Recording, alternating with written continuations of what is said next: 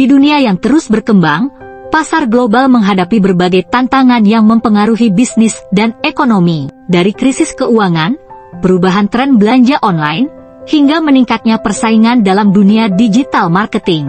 Mari kita lihat beberapa isu pasar global yang sedang terjadi di dunia dan Indonesia. Yang pertama, krisis ekonomi global akibat COVID-19, perang Rusia-Ukraina, dan inflasi tinggi menyebabkan ketidakstabilan, terutama di negara berkembang seperti Indonesia. Tahun 2023 inflasi global mencapai 6,5%, sementara Indonesia 5,5%. Hal ini menyebabkan sektor teknologi dan kesehatan tumbuh, serta banyak bisnis beralih ke digitalisasi. Namun, UMKM dan bisnis tradisional kesulitan bertahan akibat biaya operasional tinggi, daya beli menurun, dan PHK massal yang berdampak pada pekerja informal dan konsumen berpenghasilan rendah.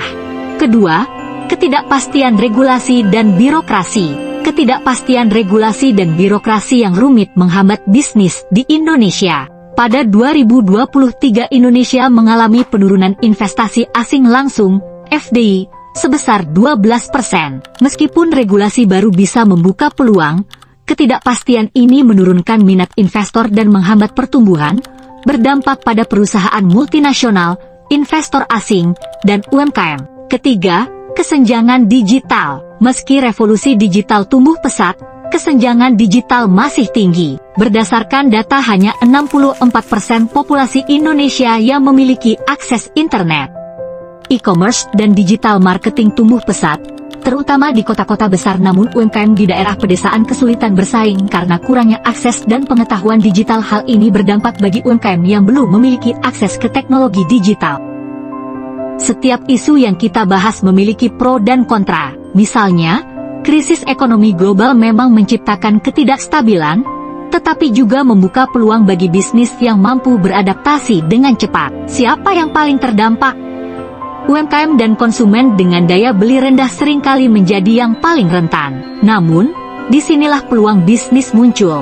Dengan memahami masalah yang terjadi saat ini, kita dapat menciptakan solusi dan ide bisnis yang relevan. Dalam membangun GearTrends, kami mempertimbangkan beberapa faktor penting. Pada tahun 2023, 70,13% konsumen Indonesia tertarik pada produk fashion, sedangkan 49,73% memilih produk kecantikan. Dengan pertumbuhan signifikan di sektor fashion dan beauty, di Indonesia, 81,4% bisnis fashion dan 76,6% bisnis beauty sudah memanfaatkan influencer marketing. Selain itu, tim kami memiliki keahlian di bidang digital marketing, konten kreatif, dan desain grafis yang sangat dibutuhkan oleh UMKM. Kami menargetkan UMKM di sektor fashion, beauty, dan produk wanita yang kesulitan meningkatkan organic reach di media sosial tanpa biaya iklan yang besar. Sebagai solusi, GearTrends menyediakan jasa mikro-influencer marketing, pembuatan konten promosi, dan desain grafis dengan harga terjangkau, sehingga UMKM dapat meningkatkan konversi penjualan mereka tanpa harus mengeluarkan biaya iklan yang besar. Oleh karena itu, kami memutuskan untuk fokus pada peluang bisnis di sektor digital marketing dan influencer marketing.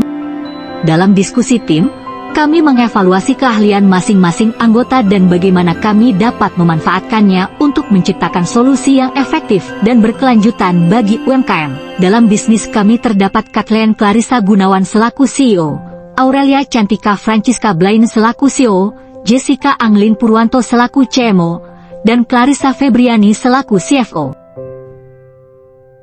Bisnis kami GearTrends sedang mengembangkan jasa mikro-influencer marketing untuk membantu UMKM Indonesia yang sedang merintis usaha, menumbuhkan organic reach media sosial mereka tanpa biaya ADS besar lewat konten promosi yang relevan, menarik, dan harga yang terjangkau. Dengan memahami permasalahan pasar global, pro kontra yang ada, serta peluang yang tersedia, kami yakin GearTrends dapat menjadi solusi efektif bagi UMKM Indonesia untuk berkembang di era digital.